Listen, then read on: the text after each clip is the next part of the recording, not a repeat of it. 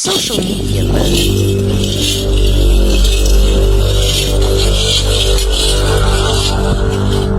صحرائے چولستان کے بیچ قلعہ دراوڑ کے قریب ہی شاہی قبرستان موجود ہے۔ یہ قبرستان عباسی خاندان کے نوابوں، شہزادوں اور شہزادیوں کی آخری آرام گاہ ہے۔ یہ شاہی قبرستان تقریباً 200 سال پہلے تعمیر کیا گیا تھا اور اس وقت کے بعد سے آج تک اس جگہ کی دیکھ بھال عباسی خاندان کے باشندے کر رہے ہیں۔ اس قبرستان میں متعدد محل نما مقبرے تعمیر کیے گئے ہیں، جن میں ایک شاہی مقبرہ خاص طور پر صرف نوابوں کی تدفین کے لیے مختص کیا گیا ہے۔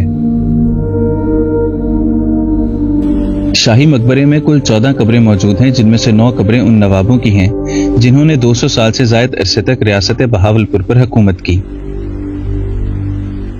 یہ نوابین ایسے کیا کرتے تھے کہ جہاں اپنی قبر کی ان کی ہوتی تھی کہ مجھے یہاں دفن کیا جائے تو وہاں قبر بنوا کے اس میں گندم بھر دیتے تھے۔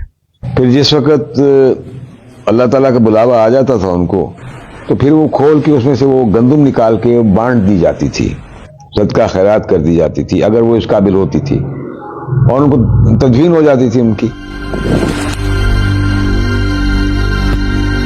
شاہی مقبرے سے ہٹ کر باقی بنے تمام مقبرے خواتین کی تدفین کے لیے مختص کیے گئے تھے۔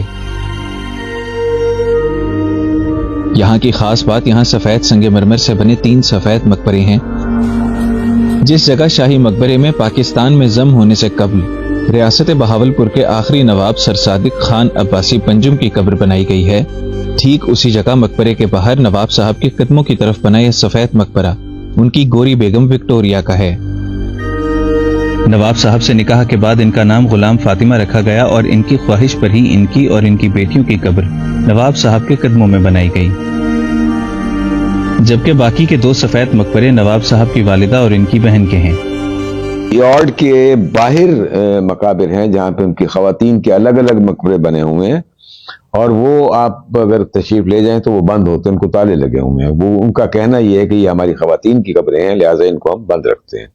نواب صاحب نے اپنی جو اہلیہ تھیں ان کی قبر کے باہر 4 پلر کھڑے کر کے ان کے اوپر رکھے گئے تھے گملے بڑے بڑے، جن کے اندر پانی اور باجری وغیرہ ڈالی جاتی تھی تاکہ پرندے آ کے ان کو کھائیں، اور ثواب کے لیے کیا کرتے ہوں گے، مغفرت کے لیے ان کی، لیکن کوئی صاحب وہ پیالے ہی اٹھا کے دے گئے۔ نیشنل ہیریٹیج والوں نے اس پہ توجہ دی ہے، کچھ فنڈز بھی فراہم کیے ہیں، اس کی مرمت وغیرہ ہو رہی ہے۔ اس قبرستان میں ایک مسجد بھی ہے۔ دور دراز سے لوگ یہاں خاص طور پر اس مسجد میں نماز ادا کرنے آتے ہیں کہ یہاں کئی صوفیہ کرام آ کر نماز ادا کیا کرتے تھے۔